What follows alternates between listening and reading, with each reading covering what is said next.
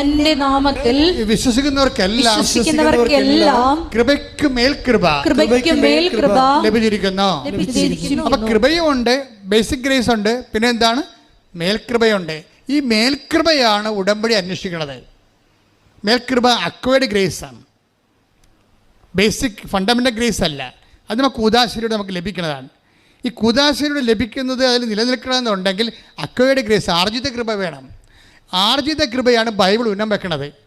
ആ ആർജിത കൃപയാണ് ബൈബിൾ ഉന്നം വെക്കണതെന്ന് ഉദ്ദേശിച്ചുകൊണ്ടാണ് കർത്താവ് പറയണത്. എന്താ പറയണത്? അവൻ്റെ നാമത്തിൽ വിശ്വസിക്കുന്നവർക്ക് അല്ല, ഞാൻ വന്നിരിക്കുന്നത് എന്ന് പറഞ്ഞ്, ഞാൻ വന്നിരിക്കുന്നത് അവർക്ക് ജീവൻ ഉണ്ടാകുവാനും അത് സമൃദ്ധമായി ഉണ്ടാകുവാനും. അപ്പൊ സമൃദ്ധമായ ഒരു കൃപയെക്കുറിച്ച് ഈശോ സ്വപ്നം കാണുന്നുണ്ട്. ഒരു കേവല കൃപയും ഉണ്ട്. ഈ കേവല കൃപയും മീഡിയം കൃപയും സമൃദ്ധമായ കൃപയും